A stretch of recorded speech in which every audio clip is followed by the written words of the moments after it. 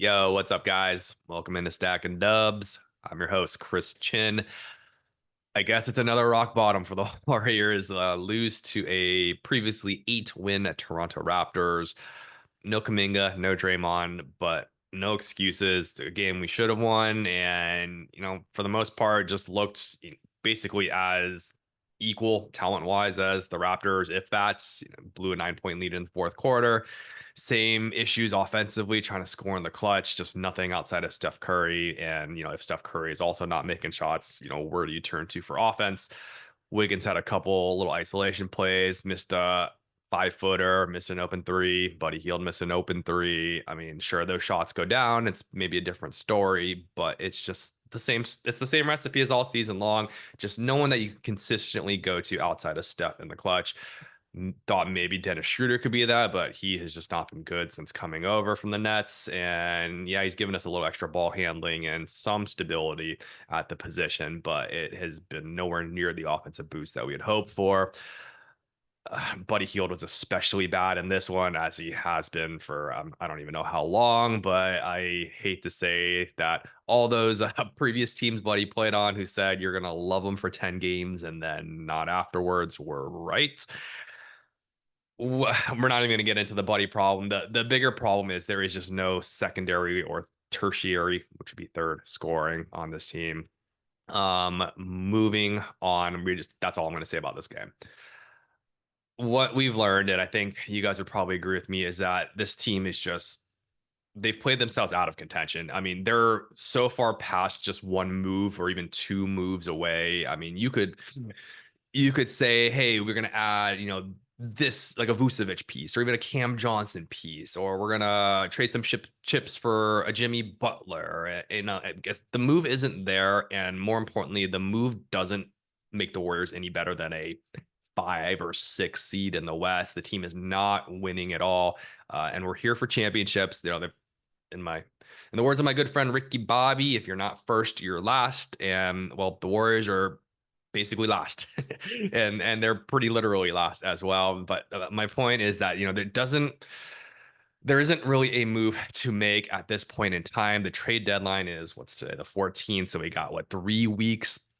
I mean, we're not going to have Kuminga back anytime before that, probably. I mean, this team isn't going to all of a sudden just go on some huge run that makes us believe that we're close to being in contention again.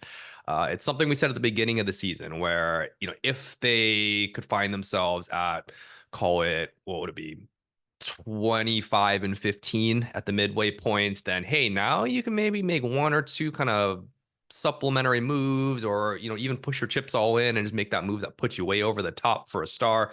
But again, the star's not there, and this team is not 25 and 15, and 12 and 3 start has quickly faded, and we had some false optimism.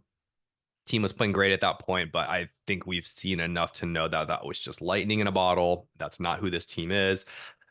I mean, the team we've seen the last month is probably lesser than the team that this truly is. It's somewhere in the middle. I'd honestly call this team probably a below 500 team all in all going forward. If I had to bet my money on this current roster for the rest of the season, I would say we're not a 500 team. So my point is, what are we doing? And that's the question. And it seems like everyone's looking for answers. What the heck are we doing? And I'm talking about just like a front office and just roster construction standpoint, because we can put as much as we want on Steve Kerr. I mean, he has not done a great job. He'd be the first to admit that. The pieces just aren't there. The players just aren't playing well enough. I mean, it's the NBA, guys. I mean, you can point your fingers at the coach, and trust me, I have plenty of qualms with Steve Kerr. It's your players.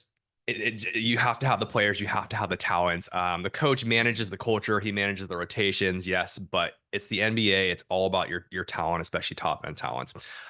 So that all being said, it's I'm looking at what can the Warriors do going forward, and what have the Warriors been basically telling us publicly through the media over the past 24 hours that seems to be kind of tipping their hand.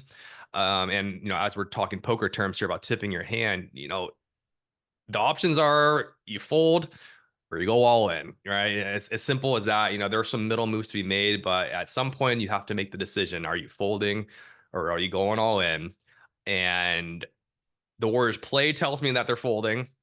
But what they're saying also makes me believe that they're folding, but I guess it's less drastic than folding. It's they're folding on this season and trying to live to fight another day, and that being next season. And I'm just going to kind of go through the comments, which I'm sure you've heard.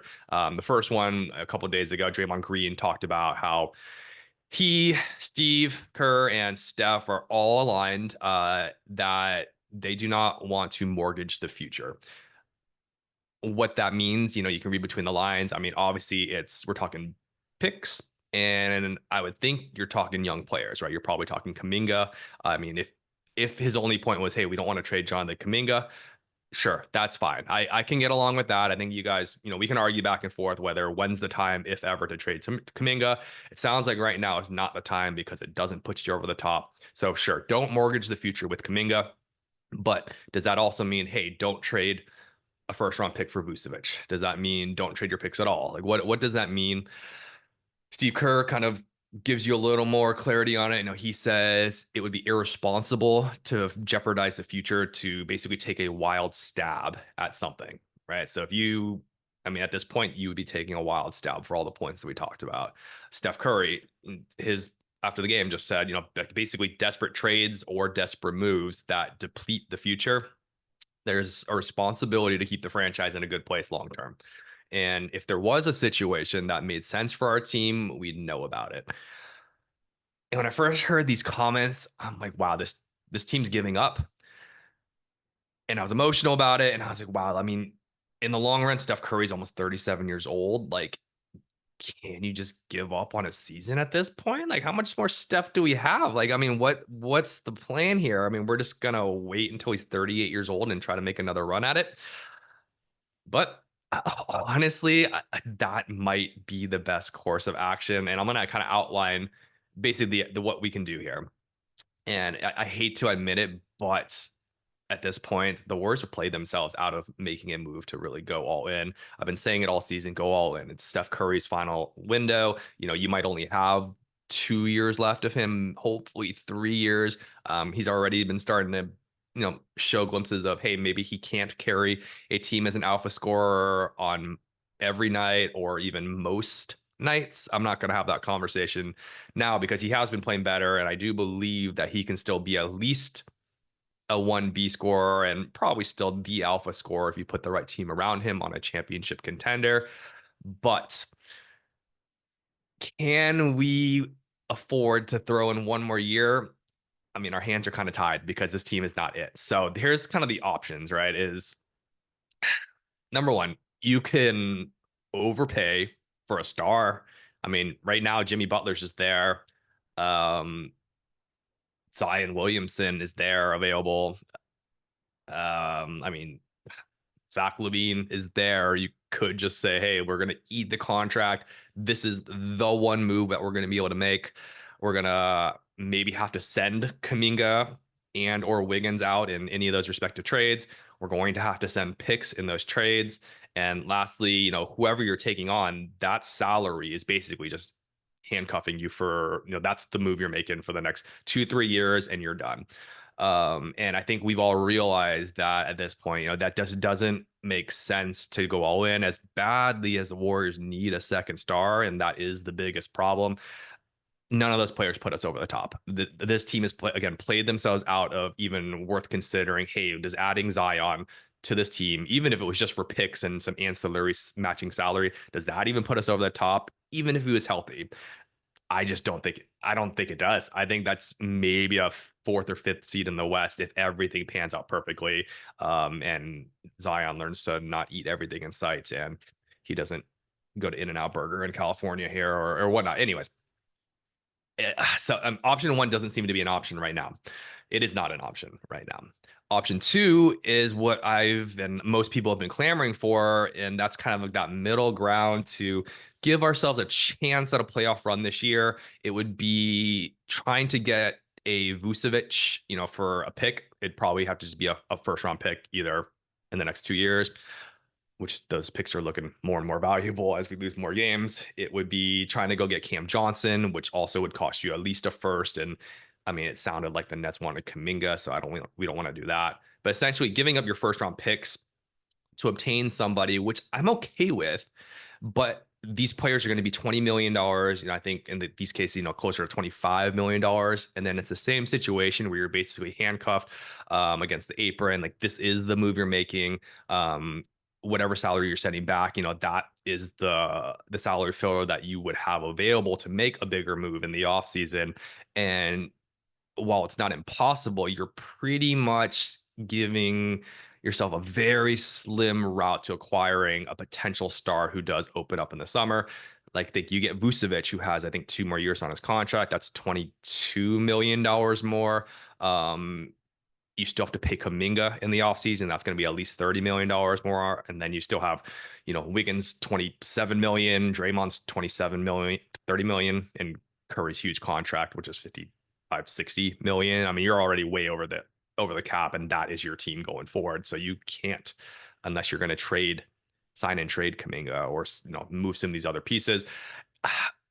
I just don't know if that makes sense either. I mean, it gives you a better chance, and it keeps us competitive this year, and it makes us less frustrated. And I don't have to hop on here on my little microphone and just be all pissed off. And I'll try to be optimistic for you guys as we lose, 7 out of 25 games, and 7 out of last 25 games.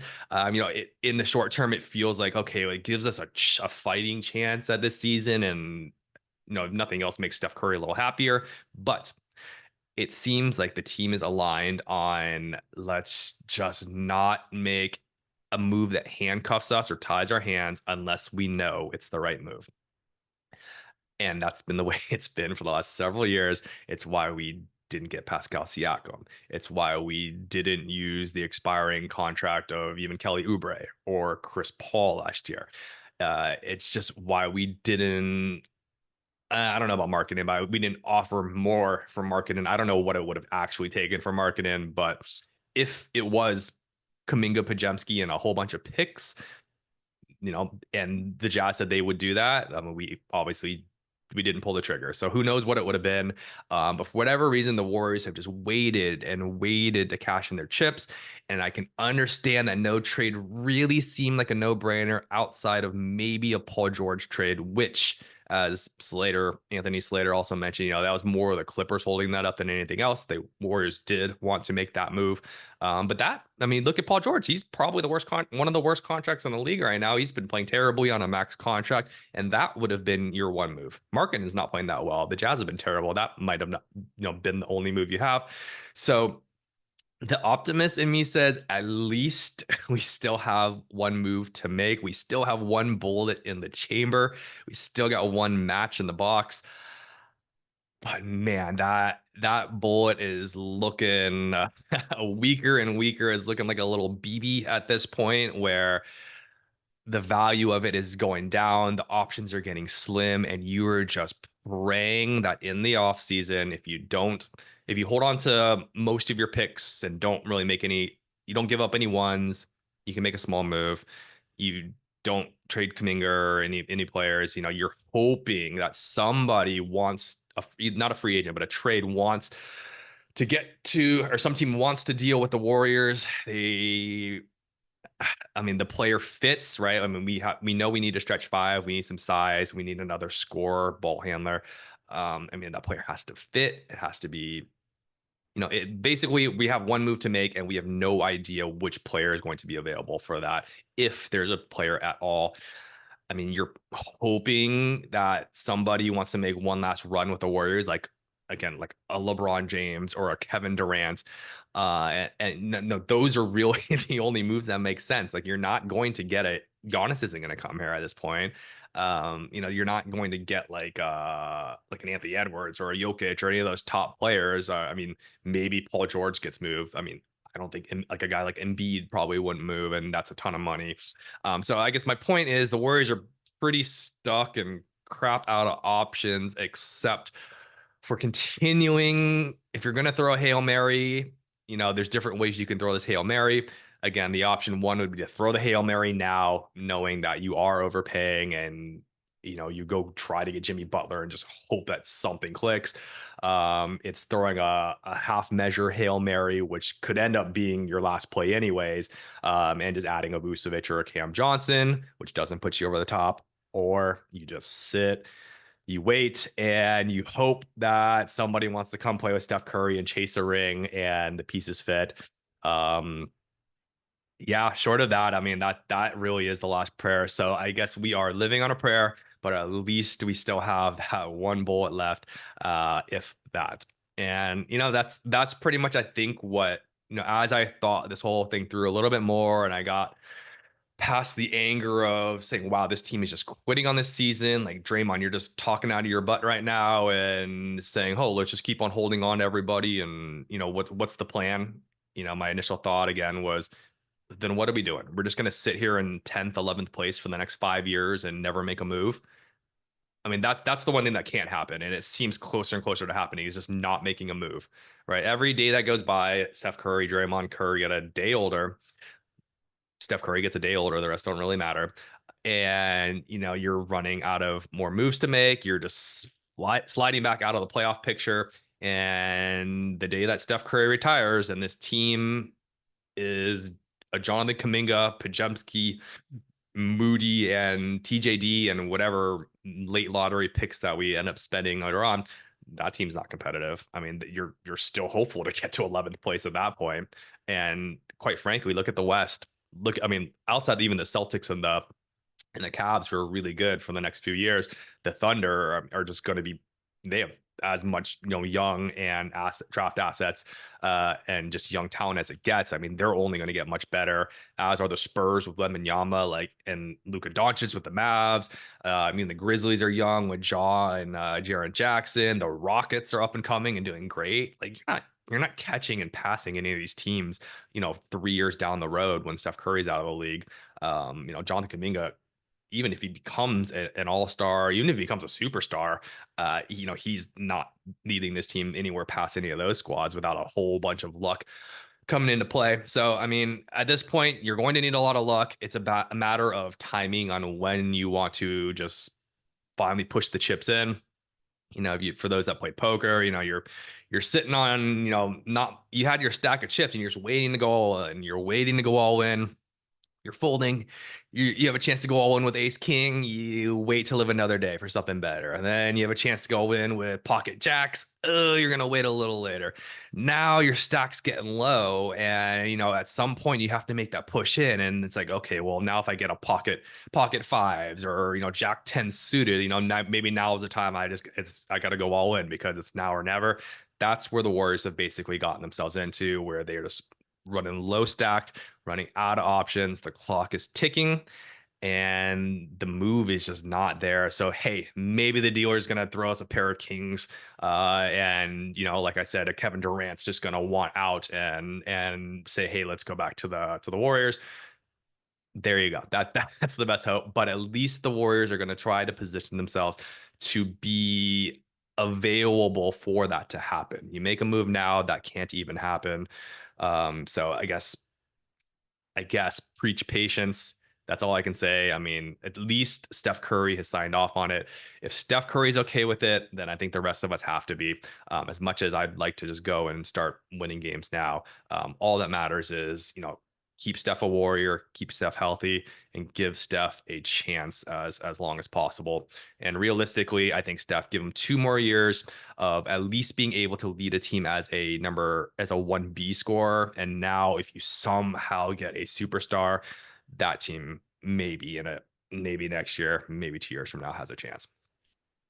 Wow, that was a whole bunch of hoping, guys.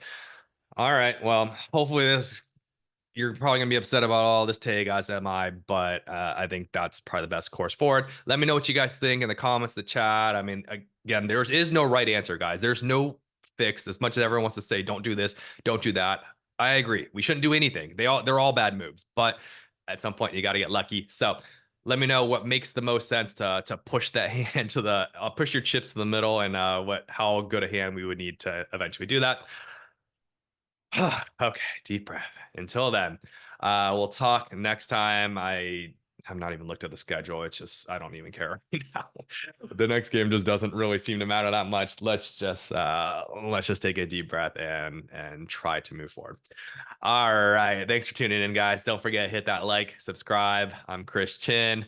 Peace, love, and stacking dubs.